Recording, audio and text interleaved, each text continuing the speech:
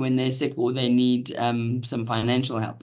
So happy Youth Day to everyone on the call. For those of you that still identify as a youth. But yes, I'm happy to run this call. Obi, we've got Professor Aldous coming on, and we might have Dr. David Scheim and Barry and Jerome Dances joining us from MIT in Boston or wherever they are, Massachusetts. So I'm worried about time. I pre-recorded the session, so I'm going to run a couple of slides, and I think let's minimize the introductions. I will run the slides, my slides first, which is a brief introduction on statistical significance versus clinical significance. And then Zachary will start the recording, where you should be live streaming on YouTube already. I'm not involved with the technology, thank heavens. And then at the end of it, we will cut the session with the cutting of the recording, and we'll bring Prof. Aldous on, and then we'll have a panel discussion with Newton and Colleen regarding any questions on p-values and other mathematical mysteries in statistics. Excellent. Excellent. Right. Okay, got 2 minutes to go. 1 minute to go. Another minute to go. Colleagues who are in the session, if you can please refer to the chat in the meantime before we start. There is a link in the chat. Please complete that in the interim. We will relay that again once the session starts.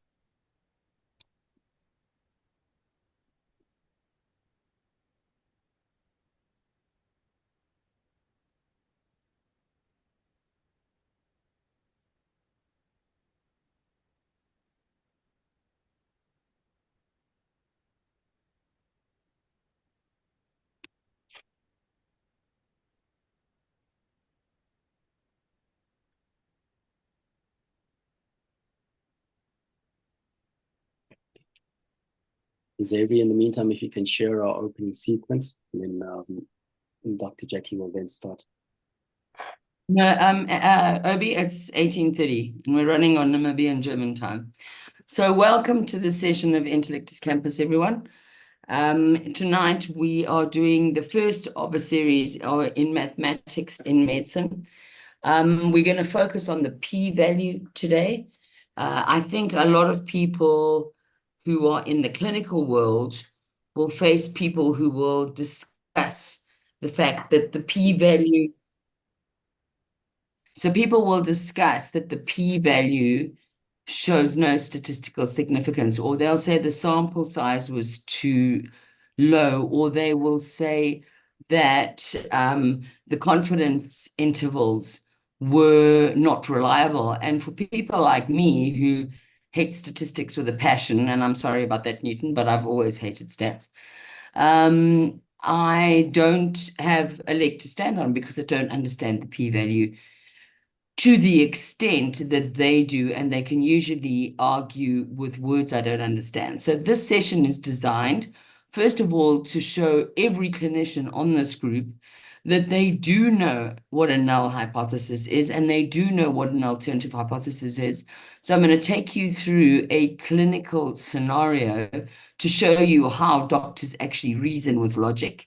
And then Newton will take you through the statistical analysis starting at KG1 level and then increasing to advanced level quite quickly so that we don't lose anyone, but ask questions if you don't understand it, because it's critically essential if we're going to go forward with p-values and confidence intervals that we actually understand what exactly they are.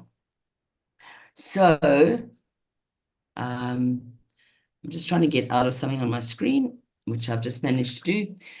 So show me the evidence. If I go back, I want to go say that we're going to discuss clinical significance versus statistical significance. And we need to also ask, when does clinical significance override statistical significance? And the answer really is in an emergency situation. When you've got 10 or 15 years to do clinical trials, there's plenty of time to argue about what the p-value is.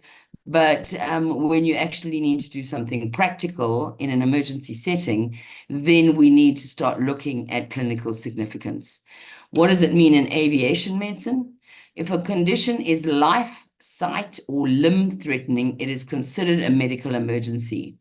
The Helsinki Agreement allows doctors to use new therapeutic measures if they have no other resort and if they believe, according to the doctor's judgment, that it will save life, it will reestablish health, or it will alleviate suffering. And this is the convergence of clinical research with professional conduct.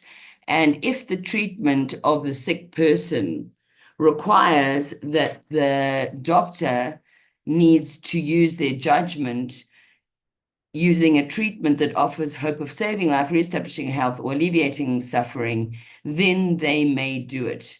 And the thing that this says is it establishes that it is important to get informed consent. So because we are largely clinicians on this group and because we are largely interested in case studies so that we can apply something to it, because personally, if I get a 45-minute didactic lecture, I'm likely to not be paying any attention about 25 minutes into it. I'd like to present a case on the December in 1995 at 4 p.m. in London. And the reason I know it was the 21st of December is that's the winter solstice. And it was snowing outside and it got dark at 3 p.m. and it only got light at 9 a.m. And I wouldn't recommend that to anyone, really. And I saw a 37-year-old HIV positive man from Nigeria. He had a CD4 count of 39, and he was complaining of a few weeks' history of worsening headache, cough, night sweats, fever, loss of weight. But his other concern was that he couldn't swallow, and he was choking when he swallowed, and he'd noticed that he was deaf in his right ear, and he was losing balance, and he had a lot of difficulty with light, and he had a sore neck. So this My patient, apologies, Dr. Jackie. We have commentary that you're not audible. well, then, as Belle has said, the person has not clicked on their audio. Please, can you put that in the chat? Is Belle on the call? No, unfortunately, she's not. Okay, kindly So proceed. people need to exit and they need to re-enter and click audio, use computer audio when they re-enter.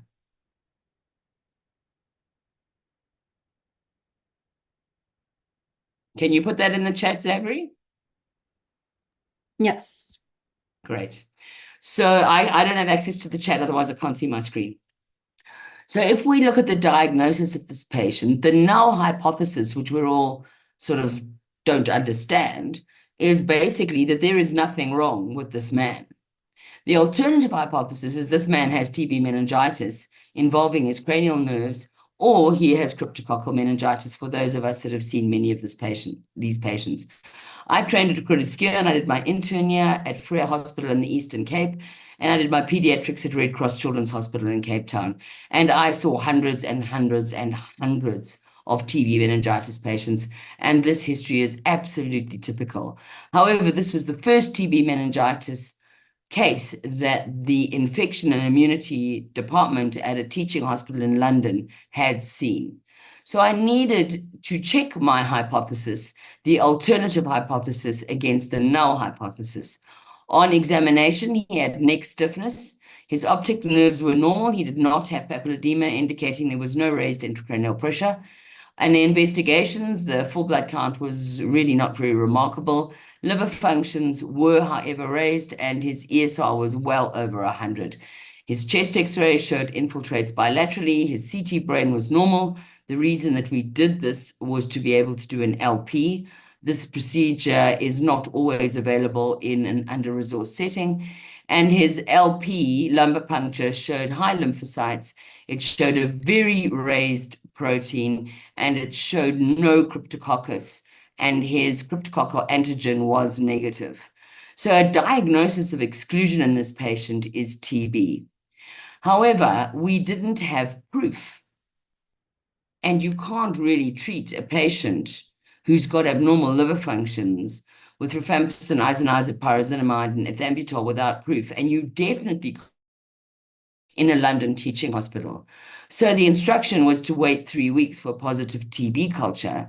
But what is the risk of doing nothing? This patient would have ended up with cranial nerve palsies and probably would have been disabled at worst, and at best, he would have been dead.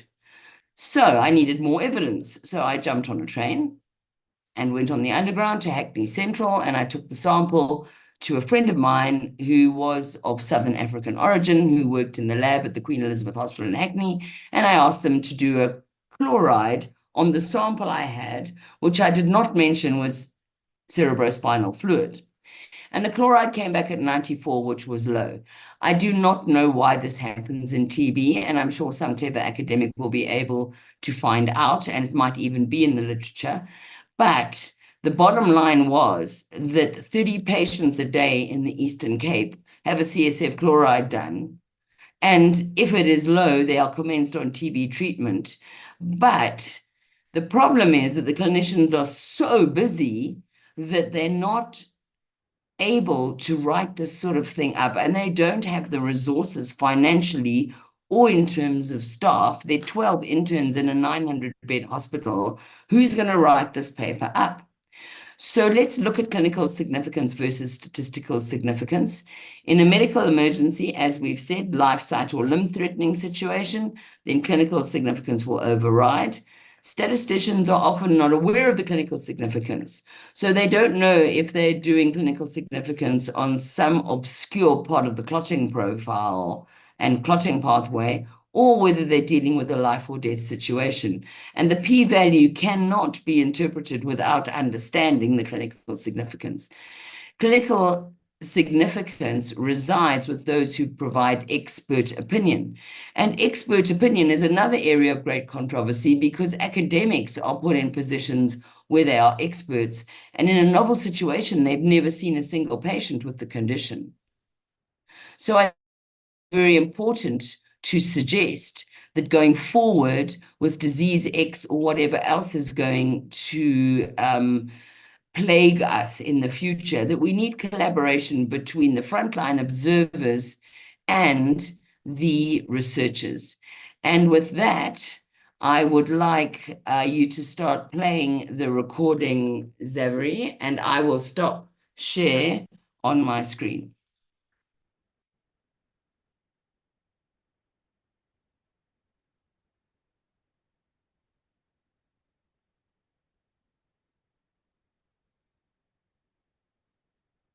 Zavary, if the tech doesn't work, Newton's on the call and his slide deck is ready. No, it should work. Just give me a second.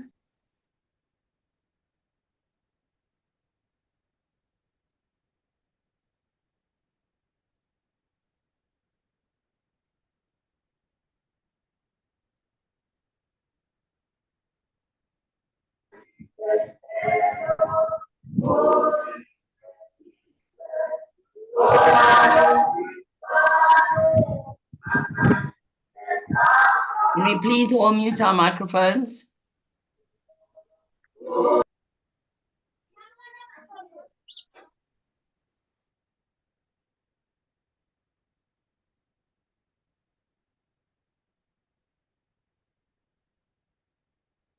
Zavary, at the moment, I'm seeing an Excel spreadsheet.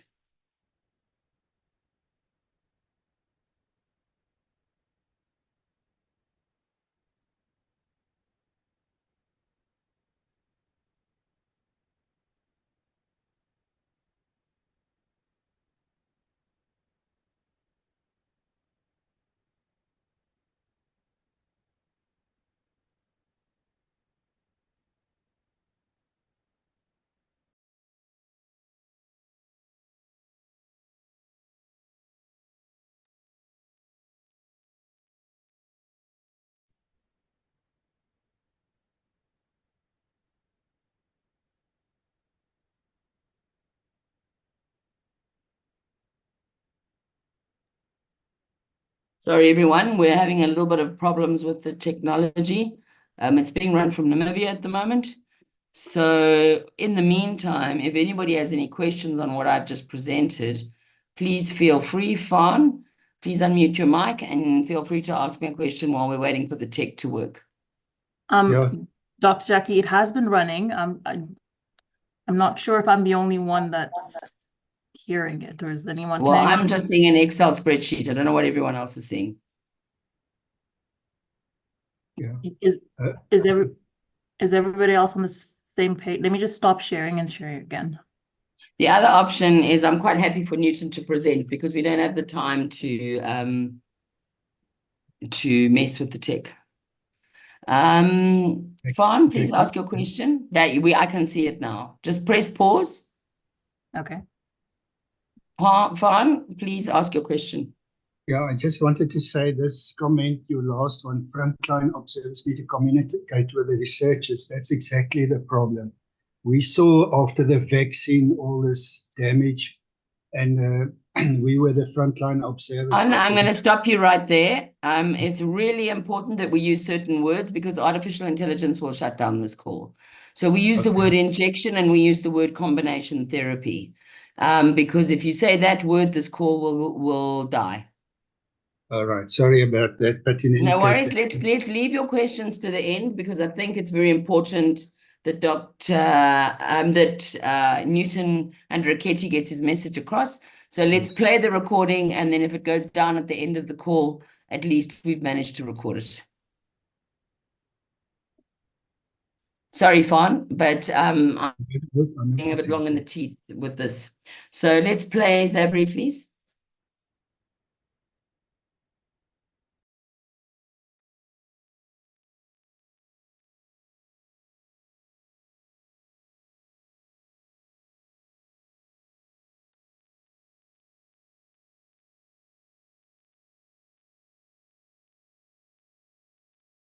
Xavier, it may be playing on your screen, but it's not playing on our end.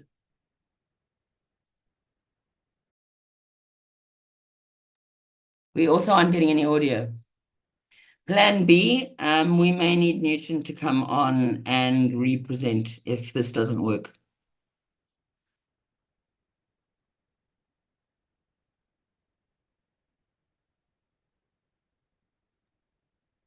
Yeah, there's a point being made, Zabri. When you share the screen, you need to choose share computer sound as well. You need to share video, otherwise it won't work.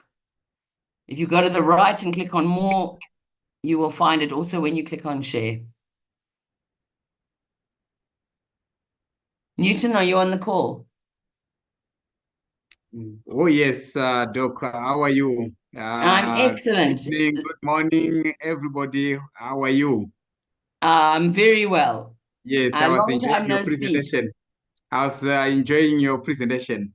Thank you very much. I enjoyed yours earlier, but it seems we're having problems with the recording. So do you have your slide deck ready? Not an issue at all. Operate efficiently. He plays a crucial role in drafting collaborative research agreements and please don't go back to the beginning. We're going to have a delay.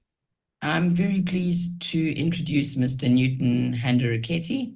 He is a seasoned professional in public health research, currently serving as the Deputy Director of Health Research at Zimbabwe's Ministry of Health and Childcare. With over 2 decades of experience, he has significantly advanced healthcare systems in Zimbabwe, coordinating and promoting research across various program areas while focusing on health systems strengthening. Additionally, Newton excels in developing work plans, prioritizing initiatives, and conducting performance appraisals to ensure research sections operate efficiently. He plays a crucial role in drafting collaborative research agreements and previously served as a research scientist at the National Microbiology Reference Laboratory, further solidifying his expertise. So welcome, Newton, and I look forward to your discussion on the p-value. We have mentioned before that statistics are an area that most doctors don't really understand. And then when someone who's good at statistics argues with them and says the sample size is too small or the p-value is insignificant, they don't know how to argue. So I would be very grateful if you would give us the kindergarten version, which I need, of the use of mathematics in medicine. And with that, I will hand the floor over to you. Please unmute your mic. Thank you very much, Dr. J.K. Stone, for the introductions. I'm going to proceed straight away into the talk of the day, which is use of mathematics in medicine, where specifically I have got this singular honor to talk about p-values and confidence intervals.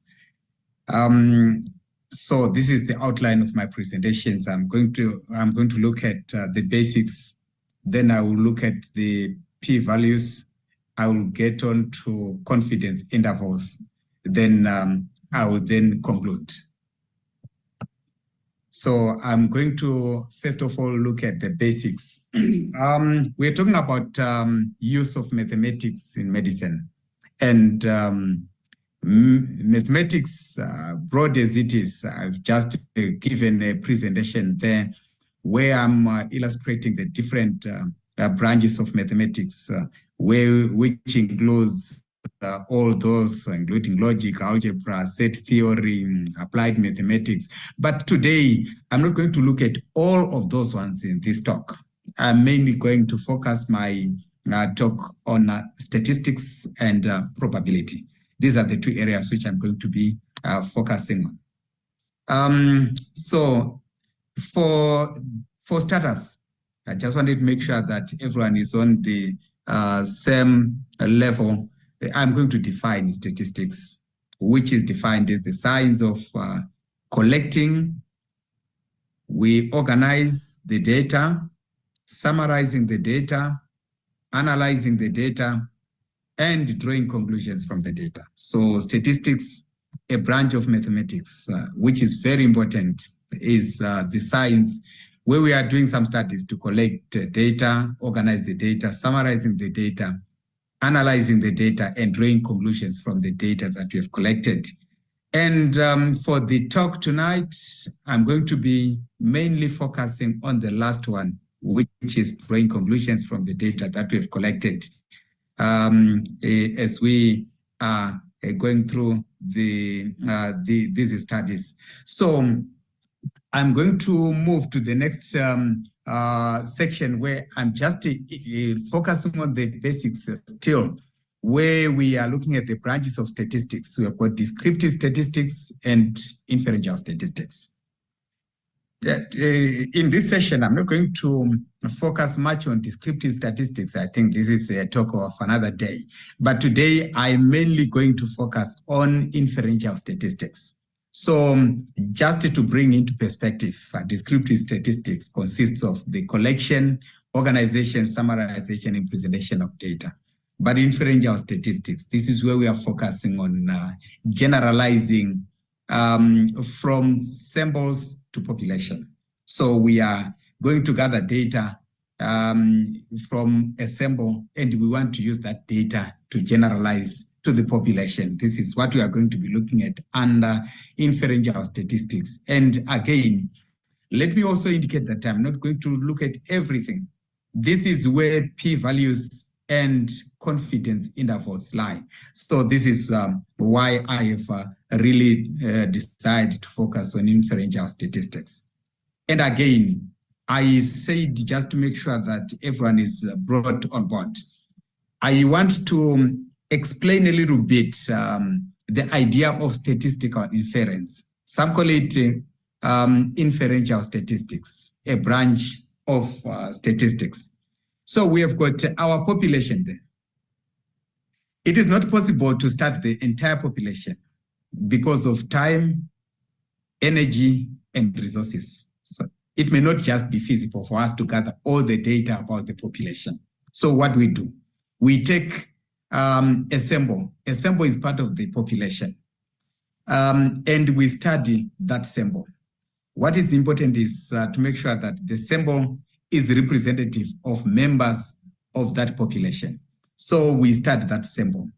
We come up with conclusions from that sample, which we want to generalize to the population. So the process of now generalizing the findings of a sample to the population, this is what we call the statistical inferences. So there's that term here, which is a hypothesis. This is a guess that we make as we are doing this exercise. So we are going to be meeting this term again, hypothesis. That's a scientific guess that we need to prove by a scientific method. Let me now go to where do we apply inferential statistics or statistical inference. We determine from the sample, we determine the mean. And we want to use that mean to approximate the population mean. We determine the sample proportion, and we want to determine the population proportion. We may want to have to compare two populations, and it's not possible to start the entire population. So we can take a sample from population A and another sample from population B. And we want to see if there are differences in those two samples, which we can infer to say that the two populations are different.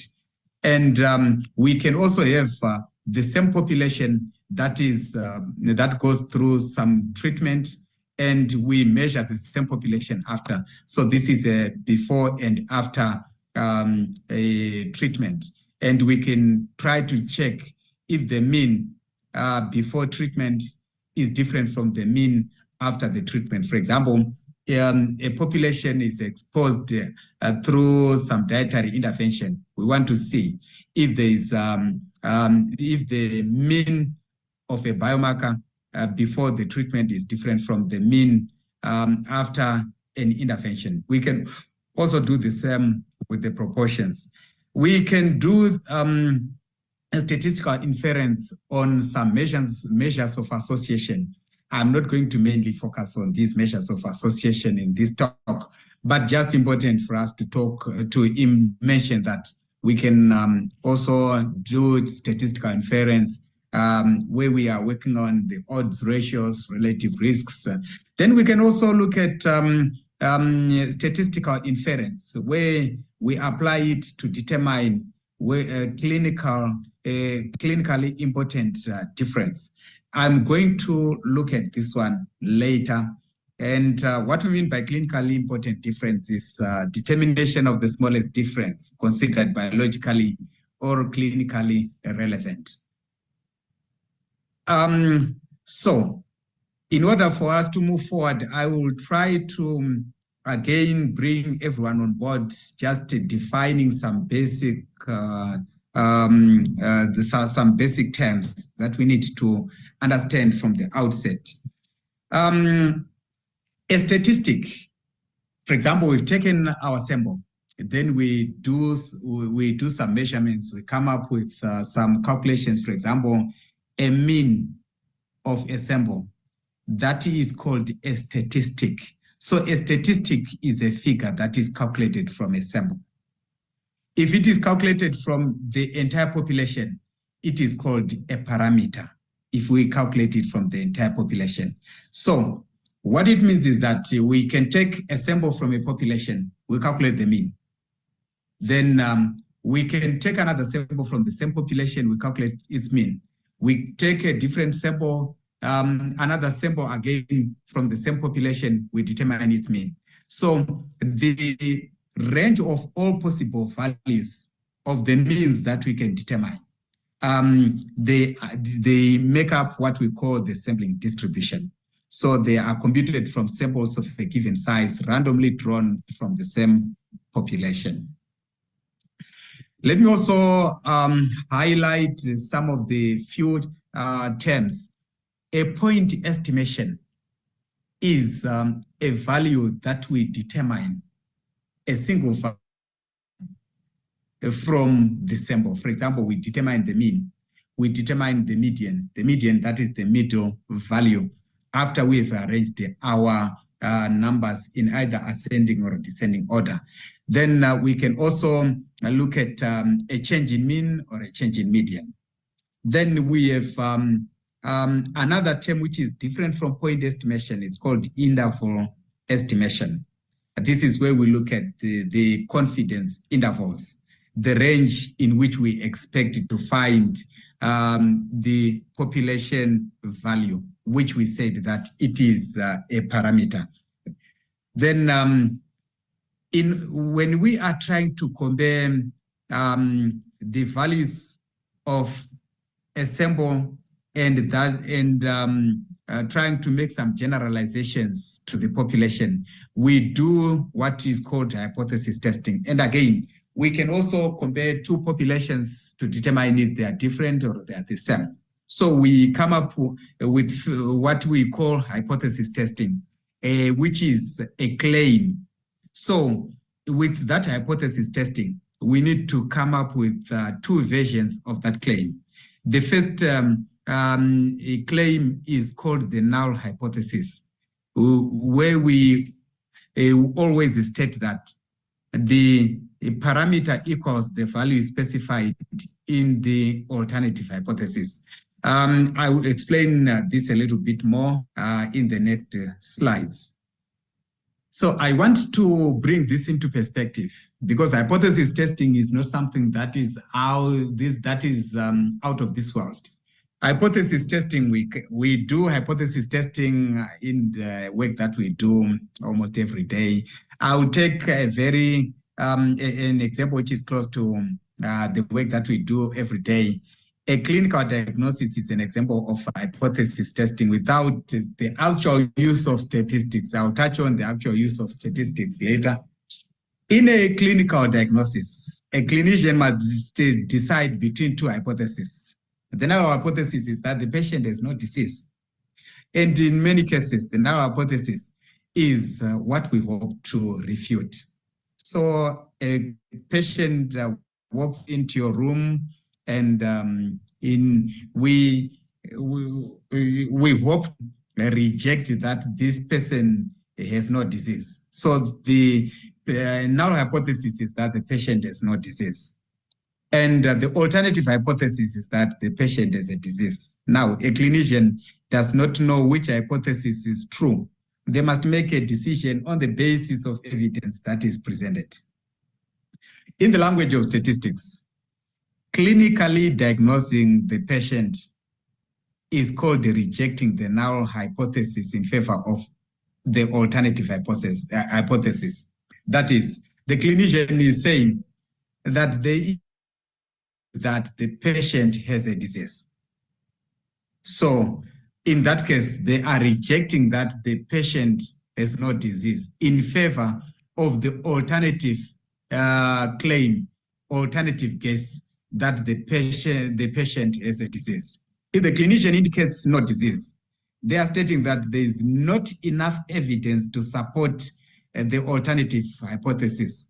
What they are saying is that there is not enough evidence to support that there is a disease. So notice that the clinician is not saying that there is no disease, only that there is not enough evidence to support the alternative hypothesis. So that is why we never say that we accept the null hypothesis, although most people in the industry say we accept the null hypothesis, but strictly speaking, we don't really say we accept the null hypothesis. So as we are rejecting or accepting the null hypothesis, there are chances that we can make some errors. The type 1 error occurs when we reject the null hypothesis when it is in fact true.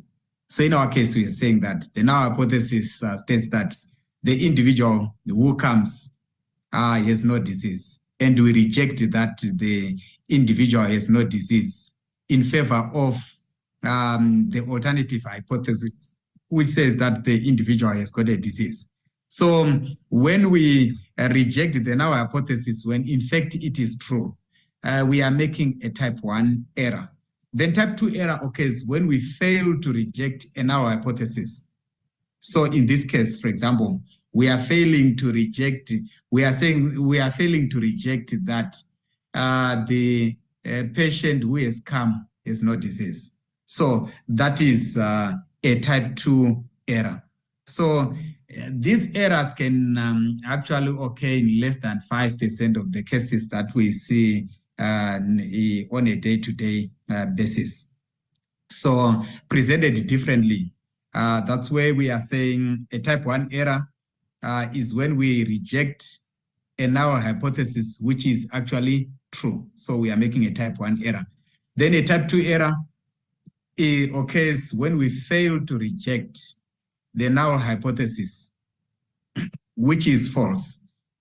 But when we are rejecting a null hypothesis and that null hypothesis is false, we have made a correct decision. And when we fail to reject the null hypothesis, which is true, then we have made another correct decision. So it's presented differently.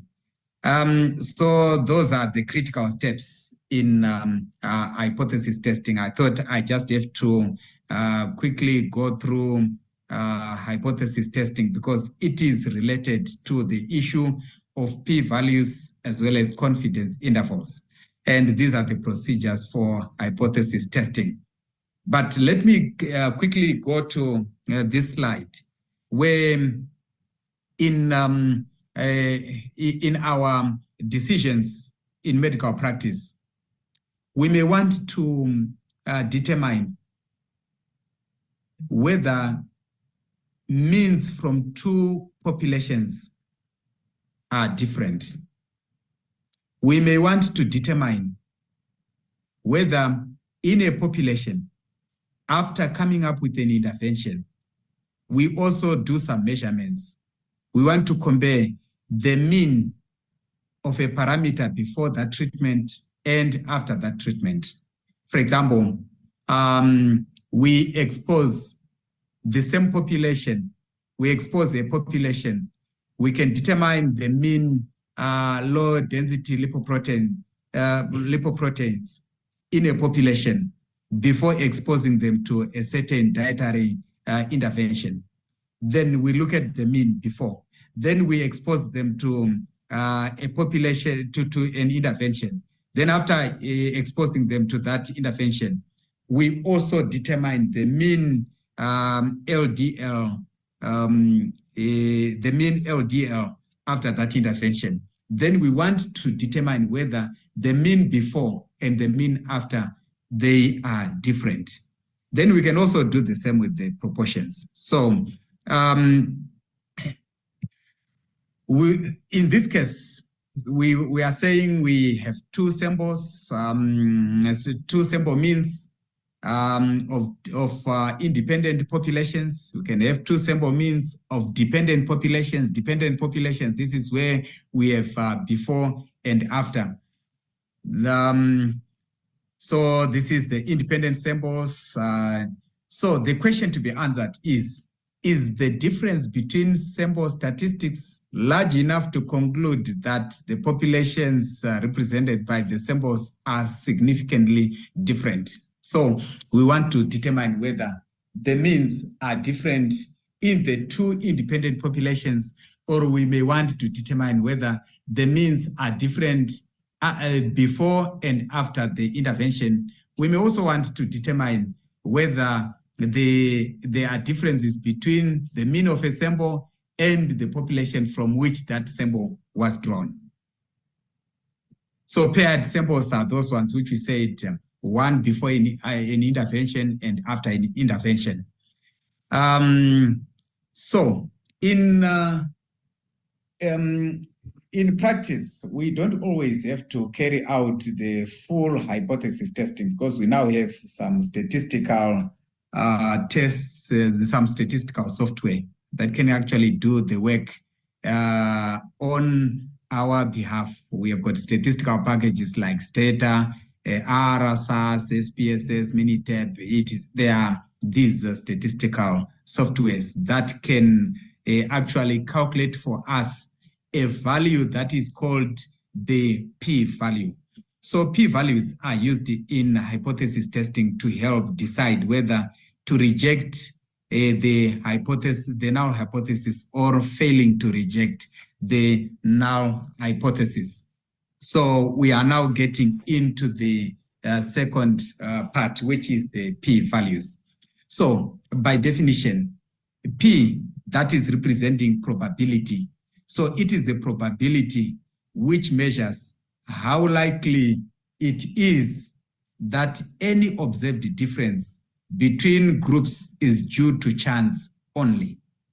So a p-value of 0.05 or lower is generally considered statistically significant. I'm going to explain this. So what we are saying is that we have got our sample. We calculate the mean. With our mean, we are trying to compare it with the mean of another sample or a population. And we determine, we see that the two means are different. The mean of a sample is slightly or moderately or is very different from the mean of the population. But the decision is that we want to know whether the two means they are very different.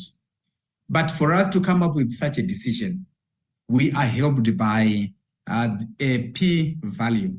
It is a probability value. It's just a value, a probability value, which shows us that the differences that we are seeing are likely to be due to chance only. So what does it mean? If the p-value is low, a low p-value, like less than 0.05. Let me give one extreme example. For example, if the p-value is 0, it shows that the probability is 0 that any observed difference between the two groups is due to chance only. So what we are simply saying is that if the probability is 0, there is no probability that what we are seeing, the difference that we are seeing is due to chance only. We are saying the difference really exists because we can't really say that difference is due to chance only. For example, we are comparing two populations. We've taken a sample from population A and another sample from population B. Then we try to compare the means from the different populations. Then we, after observing that they are different, and we have an accompanying probability value, a p-value, which is very low. The p-value, which is very low, is simply showing that the difference that we are seeing between population A and population B is showing that the probability is very low, that the observed difference between the two populations is due to chance only. So what we will be concluding is that the difference really exists. It's not just by chance, but the chances are very high that the difference really exists. So the probability is very low that the observed difference between the groups is due to chance only. A low p-value shows that any observed difference between the groups is actually significant. We can't ignore that difference because it's not likely that it's due to chance only. So what it means is that if we had exposed a population A under a certain dietary intervention, population B under another dietary intervention, then we measure the mean low density lipoprotein in population A, then we compare the mean in population B. And we see that the two are different because the probability that the difference is due to chance only is very low. It means that we can't ignore the fact that the two means are different. It's likely that the intervention that we have introduced is contributing to the differences that we are observing. So there is a statistically significant difference between the two groups. Now, what if there is a high p-value? A high p-value shows that the probability is very high that any observed difference between the groups is due to chance only. What does it mean? Let me take one extreme case scenario where the probability is high. Let's say the p-value is 1. What it means is that it shows that the probability is obvious that the observed difference between the two groups is due to chance only. So the probability of one is, it's obvious. So a high p-value shows that the probability is very high that any observed difference between groups is due to chance only. Let's say the p-value is 0.9999, which is recurring. It's a very high p-value, 0.999 p-value. That 0.999 value, probability value, shows that the probability is very high that what we are observing is due to chance only. So we may not really need to change our medical practice simply because of differences that are due to chance only. So in this case, we are saying a high p-value shows that any observed difference between the two groups is not really significant. There is no difference between the two groups that we are comparing. Let me come to... Mr. Newton, can I interrupt you there for 1 second? Oh, yes, yes. So I've got a question that's come onto the group, and I like to do this in an interactive way because I think the audience are able to engage with us better. So one of the questions is, who decided that p less than 0.05 was significant? And what about a study where the p-value is less than 0.06? Because that's a 94% chance that your intervention is genuinely effective. So why are we not looking at it as a range? So if a p-value is 0.07, technically it's not statistically significant, but there's a 93% chance that this is real that we're seeing. And I wonder if you could comment on question 1, which is who decided on the 0.05, and number 2, whether a p-value of 0.05 to 0.1 is in fact worthy of further study, and whether those groups, you should be looking at the size of the population, because many people will quote a 0.06, but the population groups are not big enough. Thank you very much, Dr. Jackie, for those 2 questions. I will first of all address the first one. Who decided the 0.05 probability value? This was a generally agreed, a universally agreed value to say about 0.05 will be our cutoff to say this is now statistically significant. Anything above 0.05 will be determined as not statistically significant. Then the second one, please, can you come again for your second one, the second question? Sorry, I was struggling to unmute there. So the second question is, you know, quite a few studies in the last few years have come up with a p-value, for example, of 0.09. Now, that means there's a 91% chance that this effect is real. And in a life-threatening condition, would you not still need to look at a p-value of 0.09? Because the probability is that this is a real effect, and maybe you didn't have the correct numbers, or maybe there's been some other error along the way.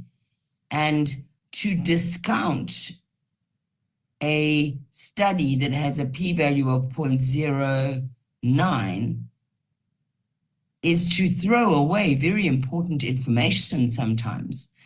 And we all know, and you and I have discussed this before because I worked in a lab for 2 years, that I've watched that if you drop one case out and bring another case in, you can alter your p-value. So should we be so rigid on the p equals less than 0.05 and say that 0.06 is not statistically significant? Thank you very much, Dr. Jackie. I think, thank you very much for that question. You seem to have actually seen what I want to present later on. I will then, towards the end of this presentation, talk about statistical significance vis-a-vis clinical significance. But you're quite Okay, correct. well, I will let you continue, and you will answer that question as you go through. So the person that asked that question, who's from KwaZulu-Natal, may see it as it comes through, and I shall try not to interrupt you again. Thank you very much. And if I don't answer it, please just raise the question again. And so when we are talking about the p-value, we really have to state the p-value. Let's take, for example, the p-value. If the p-value is 0.05, what it simply means is that the p-value that we have determined is right sitting on the cutoff line. And we need to be very careful when we are interpreting such a result. It could be because we have not used a sample that is large enough to establish an effect or a difference that will be determined as statistically significant.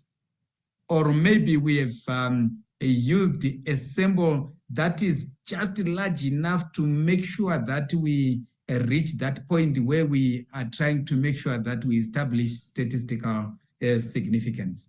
So that is the reason why we need to really state, if the p-value is 0.01, let us state it 0.01. And let's see if it is 0.0000001. That's where we can say it's less than 0.0000. It's less than 0.01. But let me go straight to confidence intervals. So the information that we get from a p-value is the same information that we get from the confidence interval. But the confidence interval will give us additional information. So a confidence interval is a range of values within which we expect the true population parameter to lie with some associated confidence. We use the 95% confidence interval. Confidence interval is calculated from point estimates, such as the mean of a sample that X bar there is showing mean of a sample, or a proportion which is derived from the sample, which is the P with a head there. And we want the mean, the sample mean to approximate the population mean, or the sample proportion to approximate the population sample. A confidence interval is calculated for a measure of treatment effect, shows the range within which the true treatment effect is likely to lie. I'm going to demonstrate this with a few examples. So for example, two groups, each put on different diets, and we are trying to measure the reduction in serum cholesterol being measured in milligrams per deciliter. I'll use this table as an example to show we've got population A exposed to some dietary exposure, population B, that dietary exposure. Then after some time, we measure the mean dietary, the mean cholesterol levels in population X, in population 1, and the mean cholesterol levels in population 2. Then what we observe is that when we subtract mean of the population 1, subtract mean of population 2, then in this case, we see that the two means are different by 2 digits, 2 milligrams per deciliter. Then we are 95% confident that, because this has been derived from the two samples that we have drawn from the two populations. So a sample has been drawn from population 1 and a sample from population 2. Then those two samples, we subtract the mean of sample A, sample 1, subtract mean of sample 2. then we see the difference is only 2 milligrams per deciliter. And we are 95% confident that the true, if we had taken the entire population and this entire population, then we measure the mean for the entire population and the mean for the other entire population, the difference was going to lie between 1 and 3. And the p-value is less than 0.05. What it means is that there is a statistically significant difference between the mean cholesterol level in population 1 and population 2. And we are 95% confident that the value lies between 1 and 3. So this result is statistically significant. Then in the second case scenario, we see that there is a difference of 30. Let's say, if you subtract mean from sample 1 and minus mean sample 2, we see that the difference is 30. And we are 95% confident that the true population difference lies between 20 and 40. And that result is statistically significant. Case number 3, we have a mean, we have a difference of 30. That is what we observed. And we are 95% confident that the true population difference lies between 2 and 58. And it is statistically significant. Case number 4, the difference is 2 and it can lie between -2 and 4. This is not statistically significant. Then case number 5, the difference is 1 and it can range from -60 to 62, and it's not statistically significant because it's greater than 0.05. And the last one, 20, it may lie between -3 to 60, and it's not statistically significant. So what this table is showing is that if we look at case number 4, we are 95% confident that the difference can be -2, it can be -1, it can be 0. So what it means is that the dietary exposure between the two populations can actually be 0. So the difference is not statistically significant on the basis that it crosses from negative to positive. It can also be 0. So such a difference may not be statistically significant. And here, if you use the p-value criterion, if the value is greater than 0.05, we are saying it's not statistically significant. And again, here we have from -60 to 62, it's not statistically significant because it's crossing a 0. So again, with the p-value, it's greater than 0.05, so it may not be statistically significant. Then the last one, again, it is the same interpretation. It's not statistically significant because the range includes a 0. Now, then apart from showing that it's statistically and not statistically significant, the confidence interval shows of the estimate. It shows that the value, the true difference is within this narrow range, as shown here in case number 1. Number 2, the difference can be between 20 to 40. So if, for example, the reference range of LDL in blood is between 100 and 130, for example, and we want to expose these individuals under a dietary exposure. Let's say we want to reduce the dietary exposure through the dietary exposure for the concentration to be reduced by, let's say, from 200 to 60.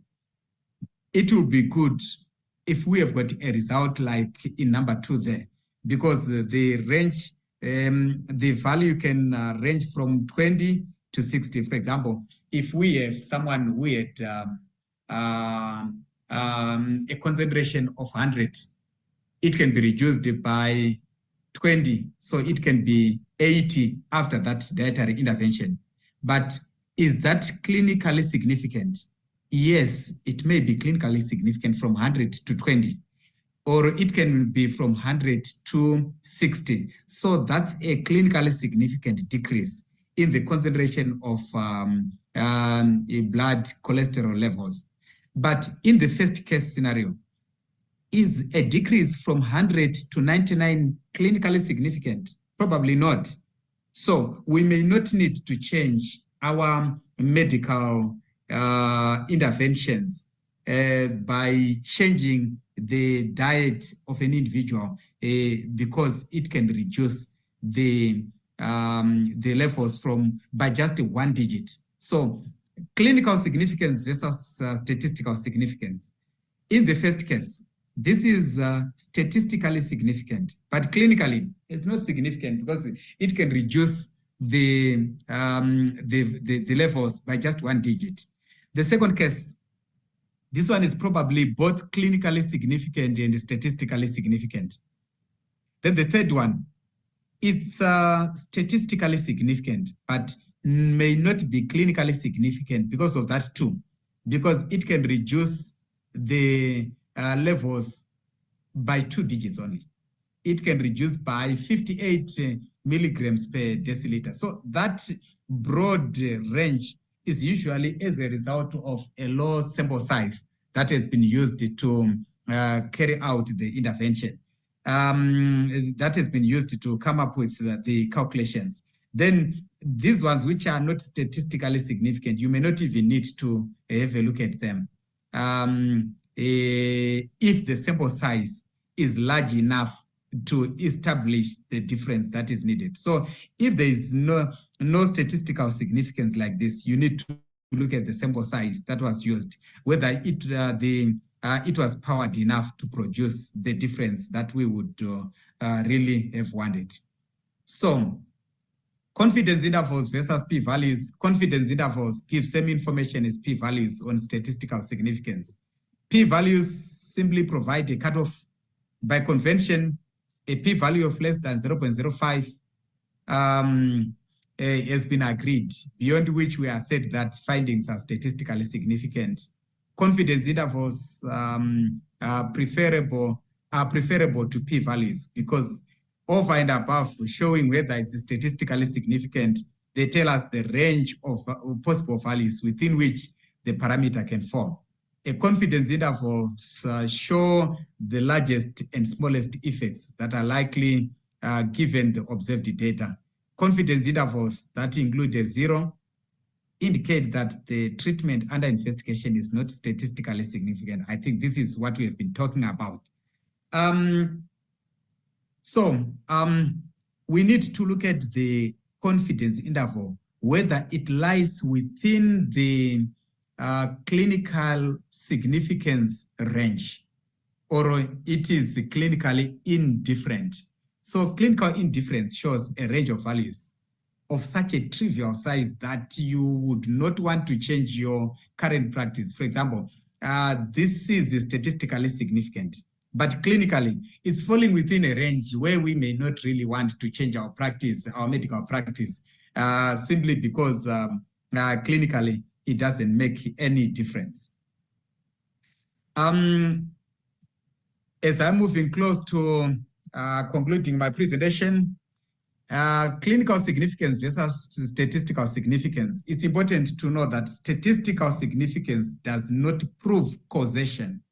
Bradford Hill. So most of these observations that we say, this causes that there's no causation. It's just an association that X is associated with Y.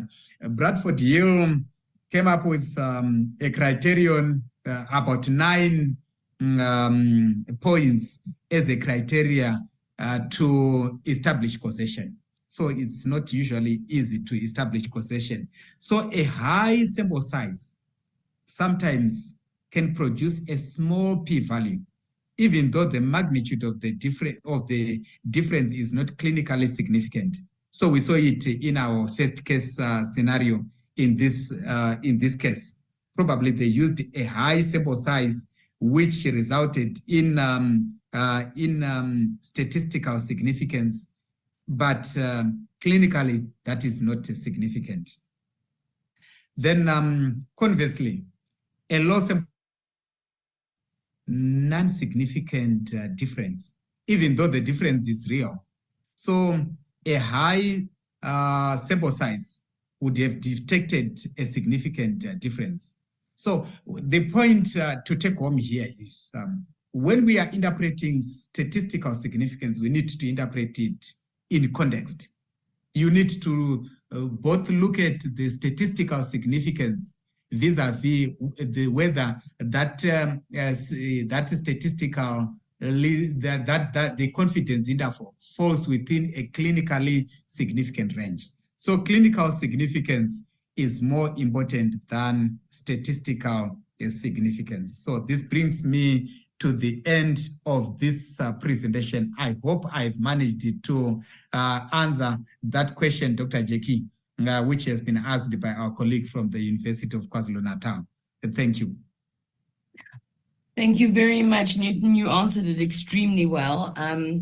And I think my take-home message from this is that there is a huge difference between clinical significance and statistical significance. And I think that many studies are powered to achieve statistical significance when the clinical endpoints are often not particularly important, and the attitude of publish or perish becomes totally dependent on the p-value. So Professor Aldous is going to come on shortly, and we will be asking her to elaborate a little bit more on this. But just in your opinion, if you had a p-value of 0.06, for example,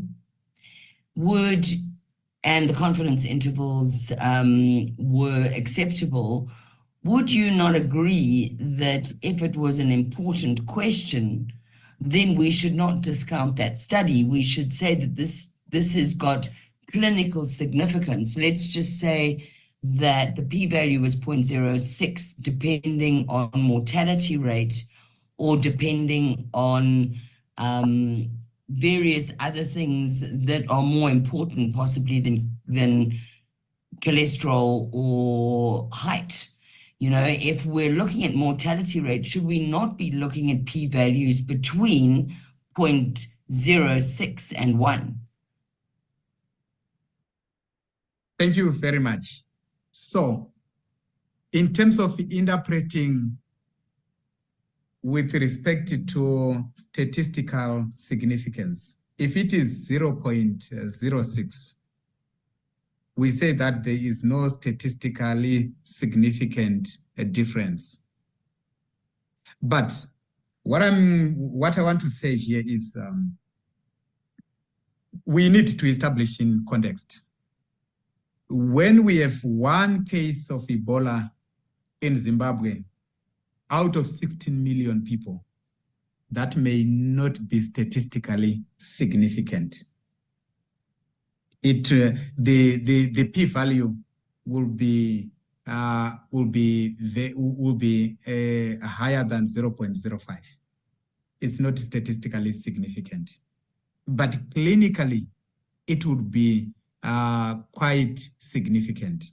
The reason why, with one case of polio in the country, there is a lot of mobilization in terms of vaccines which must be available and other interventions. So coming back to your question, when we want to interpret, to come up with medical decisions, we may not really need to stick to the statistics only. Statistics is very important. It allows us to come up with critical decisions, which we must interpret in context. So the values that we get from the statistics will be able to guide us on the next decision that we need to take clinically. I hope I've managed to answer that one. You've answered it very well, and it goes with this another slide that I often use, which well, the father of evidence-based medicine was Sackett. And he saw the p-value and evidence-based medicine as supportive of experience-based medicine and of the patient's preference. And evidence-based medicine should be the use of the best available evidence to support the experience of the treating team and the preference of the patient. And so with that, I would like to hand over to the audience to ask questions. And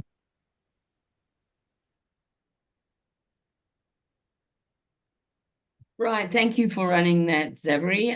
That was my fault that I cut it off too early because I cut the recording off fairly quickly. Can people hear me? Yes. Excellent. Hello, David. How's Hi. America?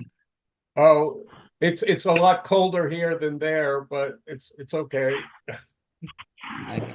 So Dr. David Scheim has a PhD in mathematics, and he will generally speak so far over my head that I have no idea what he's talking about. But David, I know you joined a little bit late. We've just been going through, the clinical scenarios where the p-value may not be as useful as the so clinical significance versus statistical significance. And I just I'm going to get you and Colleen on. Colleen is also on the call. So Colleen, can you also unmute yourself as a panelist and say hello? Hi, David. Hi, Colleen. So maybe I'll start with you, Colleen, because I know that you wanted to mention a paper that did have a p-value of 0.09 based on mortality. And I'd just like to hear your opinion as a research scientist and as someone who deals with p-values all the time. I've got some competing noise. Okay. Please give me mute. I just want to go back to the history of the p-value. The p-value was brought into being by Ronald Fisher. We all know the Fisher exact test. He was a well-known statistician. And when people asked him, how did you decide on 0.05, or you can choose 0.1? He said, that just seemed like a really good point at where we would have certainty. It was his arbitrary decision that he knew numbers so well, he decided that that was it. And so it's become a norm, and it's a very useful norm. And it's very useful when you've got your research showing something that's a lot less than 0.01 even. But he also said that anything from 0.2 is something you should consider. So let's just put into context, what does it mean when you've got a statistical significance of 0.05? It means that you're 95% certain that that result is not by chance. If you've got 0.01, it means you're 90% certain that that's not a result you got by chance. We stand the risk if we abdicate our critical thinking to outsource it to rules and norms, that we don't think about what is actually happening with those numbers. So I'm going to mention a study, the ITEC trial it was published in 2022 by Lim et al. So if you want to go and Google it, Lim et al., the ITEC trial. Their final decision in the conclusions in the abstract said that for all pre-specified secondary outcomes, there was no significant differences between groups. That's a group that got a drug and a group that did not get a drug. And their final sentence is the study findings do not support the use of this drug in patients for COVID-19. However, there was a difference in the mortality rate of the people who received the drug and those who did not receive the drug that had a p-value of 0.09, which means we can be 91% certain that that result was not by chance. So I think we've got to be very careful that we do not abdicate our thinking just to numbers, that we've got to think past the norms. And yes, I do believe we have to have norms, but sometimes we've got to think a little bit harder. So I hope that makes a point.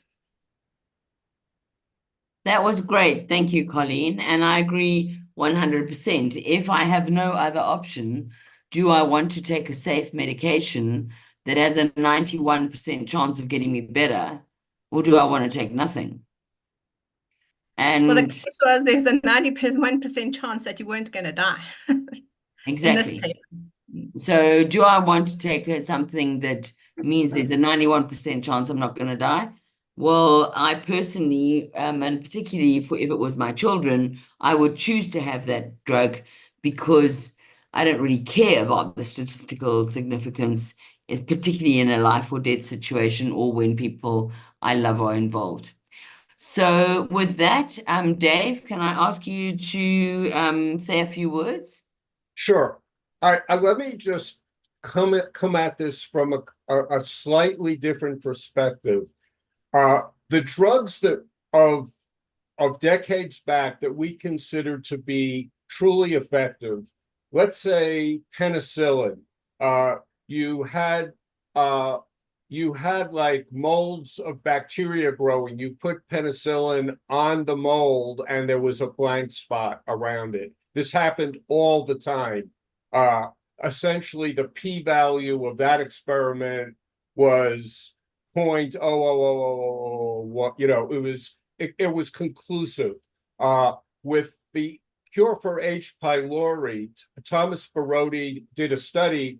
H. pylori peptic ulcers used to be intractable. There was no cure. So they did a study with a triple therapy of generic antibiotics and bismuth, where 96% of the patients were cured. So essentially, if you do the statistics on that, again, the p-value is astronomically low. So it's conclusive. Aspirin cures headaches almost all the time. So basically, drugs used to be things that worked all the time, and any statistical significance would be so conclusive that you don't even need to bother. So we're in it's profitable to make a drug that is shown to work by some way. So you can do a study of 10,000 patients. Even if the drug is marginally effective, you can say, aha, it's statistically significant. So I think, let's look at ivermectin as an example. If you look at a change in oxygen saturation of severe COVID patients, ivermectin in Jackie Stone, in your study, and 2 other studies, the statistical significance, so basically, in almost every patient, within a day, oxygen saturation was sharply improved, normalized. Versus when you had a treatment without ivermectin, nothing changed with oxygen saturation within a few days. So basically, the statistical significance of that was 10 to the -9. It was very sharp. But if you measure ivermectin efficacy in other ways in clinical studies, for example, if you look at viral load, ivermectin in many studies actually doesn't do much. What it doesn't reduce the viral load. What it does is it defangs the virus immediately. It binds to the virus and neutralizes it. So if you look at viral load, you'll see very, p.2, it's reducing viral load a little bit. But if you look at other things like oxygen saturation, then you get enormously significant p-values. So basically, ideally, you want a drug where the effect is assured, immediate, and it depends on what you look at. It's best in a drug to find some quality in which you know the drug is consistently effective. So I guess in summary, when you measure clinical significance, look at the particular signal that can best define what's happening with the drug. Thank you, David. That was excellent. I'm very aware of time. We had a technical glitch a little bit earlier. So I'd like to just open to the floor. I can't see any questions in the chat that are asking, but I'll leave the techno team to make sure I haven't missed anything. Dr.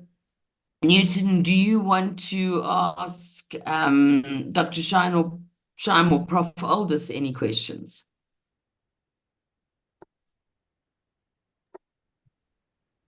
Okay, thank you so much, Dr. Jackie, and thank you very much, David and Colleen, for the information that you just shared, and highlighting very important aspects with regards to the history of the p-value, as well as the information which we just received. I think it is quite helpful. I don't have any particular question at the moment that is directed to the two, but just to appreciate their coming in and clarifying some of the issues. And I also just wanted to make sure that a point which has been raised by David, quite valid, as they say that statistics does not lie, but people can lie with the statistics. When in an effort trying to demonstrate that there's some statistical significance, it's possible to just raise the sample size just to a point where people can demonstrate the statistical significance. Now, as people who are in medical practice, when you are now interpreting those results, just take another look at the p-value, look at the confidence interval. Is it falling within the within a range that you interpret as clinically significant? If it is not, then you need to think otherwise. You may not need to change policy and practice because of that. Thank you very much, Dr. Jackie. Thank you very much, Newton. And I also think that it's very important to look at clinical endpoints. So one of the, there are studies that look at hospitalization, but hospitalization is, I could put someone in hospital for observation because they've got a positive nose swab. There's strong clinical endpoints are things like death. And the other strong clinical endpoints in terms of objectivity, certainly with COVID-19, is with the pulse oximetry, because it's an objective endpoint. I think we were all familiar with the Together trial, where they didn't even mention the mortality data, and they actually demonstrated a 60% reduction in mortality, despite the fact they gave it too late and they gave too little and they didn't give it for long enough. So I think we have to critically appraise. And Colleen, you have the comment that I always remember, which is we can no longer afford to outsource our thinking. And I don't know if you'd like to comment on that. I think for many years we've trusted people to give us information. And so we've not had to think about things because we know something coming from the WHO or from the BBC or from somebody else is truthful. And we don't have time to keep up to date with everything. But I think we've learned in the last 4 years with the Trusted News Initiative and the way statistics and has been abused, and how a lot of the publications that have come out in top-ranking journals have been absolutely appalling in terms of scientific integrity, that we have to start thinking more critically ourselves. Even if we just create our own little communities of practice, we discuss these things between us. We should no longer just be blindly accepting what people say. We've got to stop outsourcing our thinking and start thinking for ourselves. And I'm not talking about independent, single people. I'm talking about us as a group, us from Africa. We've got to stay. No, this is not working for us. We're saying no more of you telling us. We want to think it through for ourselves. Yes. And as was said earlier today in an entirely different context, we are sovereign nations. Colleen, this question is going to go to you or David. It seems that evidence-based medicine using randomized controlled trials are the be-all and end-all of making valued inferences on clinical outcomes. What about observational studies? Some conditions or situations are difficult to assess through RCTs because of the number of compounding factors, and I would add to that the failure to get ethical approval through research centers that will only give ethical approval to the studies that they wish to get through. So the real question is, how do observational studies compare to double-blind randomized controlled trials? I think Dr. Rapiti actually has his hands up. I don't know if he's got a comment to go with his question. Yeah, well, yeah, I think I do. In fact, I thought this question might be missed. I as a frontline doctor, I'm not too very good on statistics. And as a clinician, I make my decision on whether something works by observation. And what I found was that during the COVID crisis or scandemic, the randomized controlled trial seemed to be the be-all of everything, which was, to me, was rubbish, because there were so many confounding factors. You just could not do a randomized controlled trial to say whether a drug worked or not, because somebody could be in that trial as a control and had been previously infected. So you can't say whether the drug worked was natural immunity. But take a simple thing like this. New Delhi, in 1 month during the Delta strain, used ivermectin, and in 30 days brought down the rate of incidence down to 5%. Peru, when they had the initial, had this treat and prevent immediately with ivermectin, they had a 14-fold decrease. But the minute the prime minister changed or the president changed for that province, it shot up by 13 times.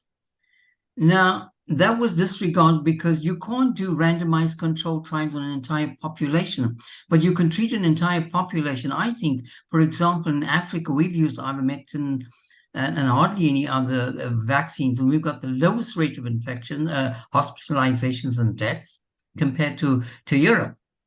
That to me is a kind of a randomized control, because Africa is a control, it doesn't use the vaccine, and Europe, Australia, America are the test cases of the vaccine. So I actually think this was politics more than anything else to me, relying entirely on, because it's being rather simplistic to say you're going to use only randomized controlled trials to make any particular inference. And I think we were at a great disadvantage. We were shortchanged, and lots of people could have been saved if we relied on observational studies. That's what I have to say about this. I didn't understand too much of it. I'm not shy to say so. It's really above my head. Could I? Thank you, Dr. Rapiti. That was brilliant. David, go on to answer. I just want to mention another question that's come up in the chat, which is there are instances where we refer to single case studies and base a treatment on that, simply because nothing else has worked and another step is required. Often this produces positive results.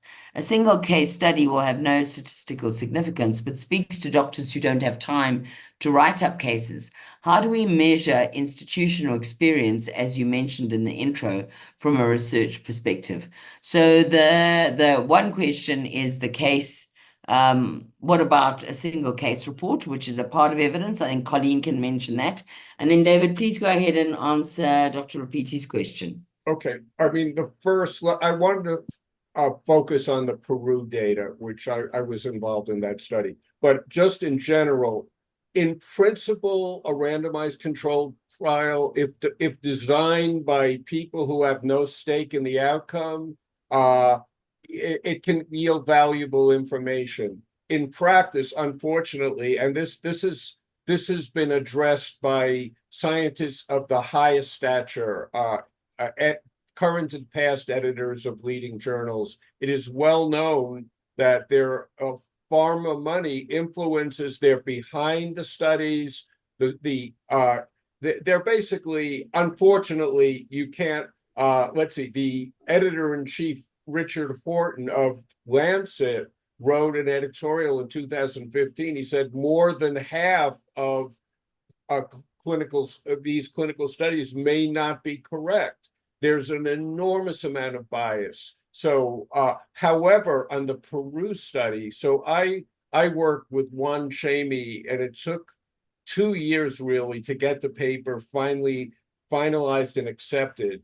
But not only do we have the statistics that you cited, 14-fold decrease nationwide in excess deaths, then when ivermectin was stopped with the new president, 13-fold increase. That's exactly correct. However, we have the advantage there. Peru has 25 independent states. We have detailed data on excess deaths and on ivermectin use in every one of those states. And if you do a statistical correlation between the extent of ivermectin use and the sharpness in the reduction of excess deaths, you get a p-value of 0.002. So we have the advantage there of being able to get detailed granular data. And in this paper, we looked at every possible confounding factor, ruled them out, even social distancing. We had Google community mobility data. Nothing could explain it. So that was one case where we actually could do a solid statistical analysis and show definitively that ivermectin was effective. Thank you, David.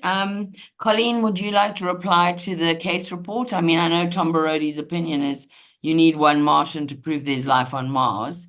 And what it's telling you is that you need to go ahead, if it makes logical sense, and then go and study it further. So, Colleen, do you want to comment on the comment in the chat, which is coming from Lindy Mertz, I think. Yeah, I've Lindy Mertz. spoken on this forum before about evidence-based medicine and how it got broken. It was in the early 2000s that pyramid that I've shown you came about. And during the pandemic, I was using that pyramid to count the number of papers that were coming up at every level. And clearly, in a pandemic situation, you're not going to get RCTs in the first few months, but you're going to get case studies, you're going to get case series, you're going to get the observational trials. And they are important. And they were dismissed by regulatory authorities as being anecdotal evidence. So I have been fighting that with some colleagues of mine. There are 4 of us who've put together a paper that hopefully will be published in the next few weeks, where we've changed the pyramid model, which was further made bad by an arrow being put up from the bottom to the top that said quality instead of certainty. So when you had regulatory authorities standing up and saying, oh, it's only randomized controlled trials or above in the pyramid that are quality, that was a manipulation of evidence-based medicine. And quite frankly, I think David Sackett would be spinning in his grave if he had to see that. So we've changed the whole thinking to say that, yes, those case studies are very important, the case series, all of the studies. But in addition to that, the laboratory studies. We need to understand why it's working. We need to be able to understand in vitro and in vivo. So we need to look at the totality of evidence, every bit of evidence before we make a decision. And before we once again outsource our thinking to trust randomized controlled trials, I've never seen as many really bad randomized controlled trials published as during COVID-19. And I've seen really, really good case series and case studies. So the point is, I know it's very difficult for clinicians to write up case studies, but if you don't write them up, it's not going to go into the totality of evidence. And we do need to have those studies there because they provide signals. If we're going to get 10 case studies from across the globe in 2 weeks in an emergency situation, all coming up with the same thing, that's a very important signal for us to start looking at things in more depth. So yes, case studies are very important, and please take the time to write them up. You do not need ethics to write up a case study or a case series up to 3 individuals, and that's a worldwide rule. The minute you've got 4 patients or more, you need ethics. So thanks. I hope I've explained the situation. You explained it exceptionally well. And I think, you know, most of us have been quite surprised by the fact that penicillin was approved on the basis of 1 case study, and we now have to have 449 studies on ivermectin. There's still insufficient evidence. And the lack of evidence of effect is not the same as evidence of lack of effect. And I agree with you with the politicization of medicine. Now, I'm very aware that it is 8 o'clock and we've run an hour and a half over time, and there are people on the call who will probably want to go off the call. So I think at this point it's a good time to stop recording. So Zachary, can we turn off the recording? Excellent. And with that, I know that Fana wanted to give a question earlier. As we all know, things tend to disappear and the internet collapses when certain words are said. So Fawn, if we stick to the word injection and the word treatment, that may be able to make life easier for you. I think the comment you wanted to make was that doctors who are on the front line are too busy to write these studies, and they're under-resourced because they don't know how to write them. And they also don't have the money and the time to actually write them, and they don't have the connections because the ethics approval go, well, you've never written a paper before, so you can't be the PI. So that's one side of the conundrum, whereas the researchers and the statisticians may not be able to see the clinical significance of why that study should be written. So the real way forward, because we're looking for African-based solutions for African problems, is to get the frontliners and the people who are making the observations to link with the researchers, such as Professor Aldous, such as Newten Handireketi, such as David Scheim. So I'd like to, Fawn, please give us your opinion, and then we'll close with maybe a quick closure from David, Colleen, and Newton, and then we'll end the session. Thank you, Jackie. I'm sorry I missed most part of the call because of actually a colleague of mine's son committed suicide. So, but do you hear me? Yeah, I'm sorry for that. Yeah. So I think what I heard the last bit and what the previous speaker said, that's exactly what we're experiencing. And you know, when we saw the injections and people coming in the wards shortly after an injection, I always reported. You know, it was like a case report or a case study. And then when I got to 100 cases, 120 cases, I started writing to the department. They said I'm the only guy in South Africa reporting. You know, so and then when I looked at the statistics and I wrote to Dr. Crisp and everyone, I reported about, I don't know, about 15% of all the cases. So the big problem to me seems the doctors who saw but didn't take the time to report to the authorities or to the statisticians or to the researchers, or I don't know where it should go, and we should have received that, you know. So that was, and when I asked the other doctors, please send me the reports of all, you know, compilation of all your reports, and so no one reported anything to the department. You know, they had lists, little hand lists and so on, but the department said they never got anything. So I think that's big part of the blame lies with the doctors who didn't report what they saw on the notification of adverse events. And that's now where I think what you said and why I responded so immediately. We need the doctors who should have a place where those things can be reported and taken seriously. Like at this stage, I stand at 250 cases that are reported. They never responded. They never came to investigate one, because I'm the only guy reporting and who's mad enough to say there's a problem. So Fawn, I had a very similar experience. We had 23 doctors that were seeing combination therapy work extraordinarily well. And when we came to collecting the data for the study that Colleen and David were involved in doing all the stats on, we could only get 6 of those 23 doctors to give us their data because they were too afraid, because our medical council put out a letter to everybody of those 23 doctors to question why they had been using what they referred to as an unregistered substance. But we're allowed to use substances that are not registered in Zimbabwe. If citalopram is not registered in Zimbabwe, I write something called a Section 75. High-dose vitamin D is not registered in Zimbabwe.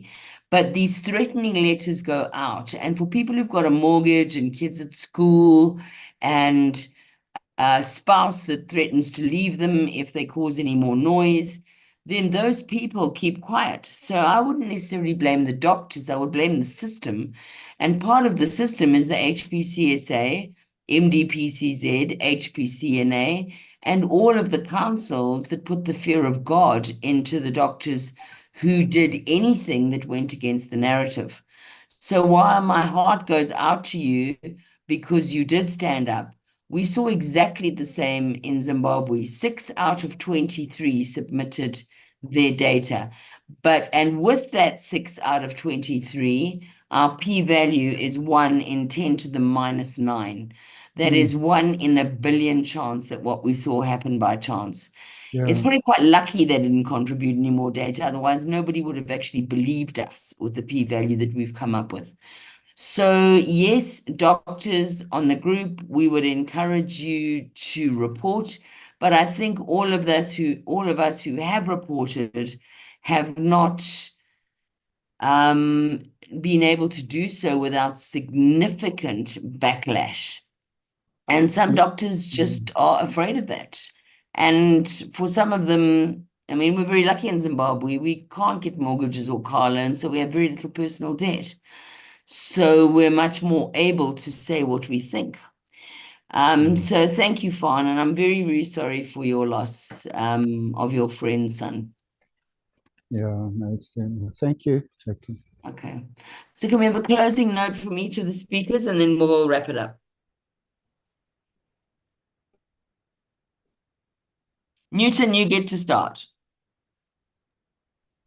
Okay, thank you very much, Jackie. I really appreciate, and I appreciate everybody who has managed to join this call. And you raised a very important point that I've also experienced similar. I also have similar experiences when I was doing some routine work. I was overwhelmed with a lot of work.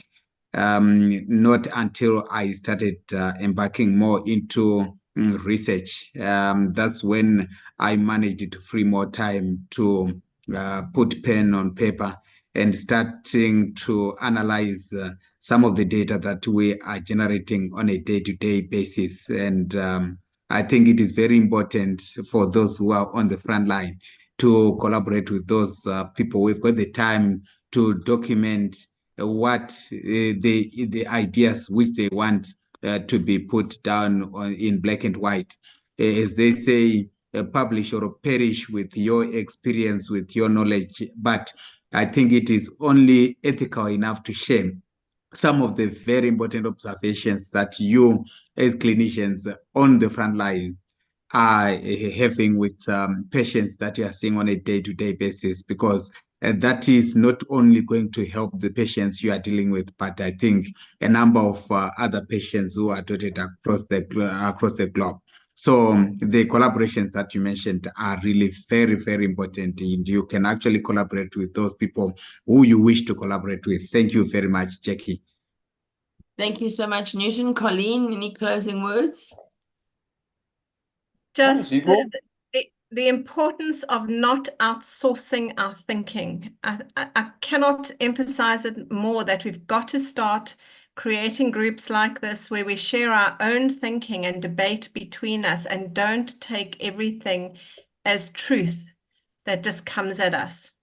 And get to know your basic stats, because even the injections, we were bamboozled with statistics. So get to know the basics. Thanks. Thank you, Colleen. And David, any closing words? Jackie, David has excused himself. That's perfect. I know he's got another meeting and he's in the middle of actually writing up something for Colleen, so he'd better go and get it done before she goes to bed. So thank you, everyone. I do appreciate your time. I'm very grateful to the people that remained on the call. I found it an extremely interesting call, which is why I let it run on. So, and I apologize to the Namibians because I know that stresses them out. I apologize to everybody on here for the technical glitch. We do find it easier to pre-record these sessions in case the technology does crash in the middle of the session, because it will continue to run if it's pre-recorded.